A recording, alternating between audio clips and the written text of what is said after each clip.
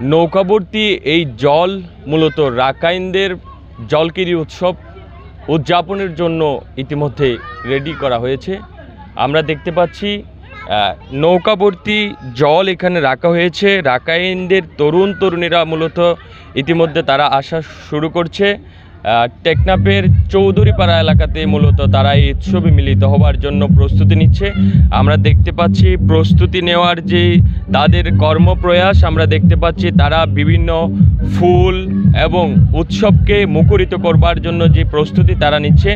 এবং রাখাইন সম্প্রদায়ের যে তরুণ তরুণী, শিশু থেকে শুরু করে যুবক যুবতীরা মূলত তাদের অনুষ্ঠানস্থলে মূলত আসা শুরু করেছে।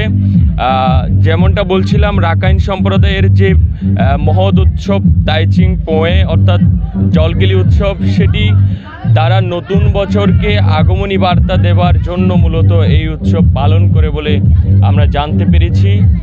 আমরা কথা বলেছি এখানকার যারা পরিচালনা কমিটির দায়িত্বে রয়েছেন, তারা যেমনটা বলছেন নতুন বছরের আগমনী বার্তাকে তারা সাদরে গ্রহণ করে এবং পুরনো দিনের স্মৃতি মুছে দিয়ে নতুন দিনকে সমৃদ্ধশালী করবার প্রয়াস নিয়ে তারা মূলত এই উৎসব উদযাপন করেন।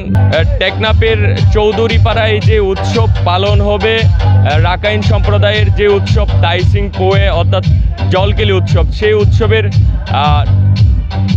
আজ দুপুর 2টায় এখানেই মিলিত হবে রাখাইন সম্প্রদায়ের যুবক যুবতী থেকে শুরু করে এখানকার সব রাখাইন সম্প্রদায়।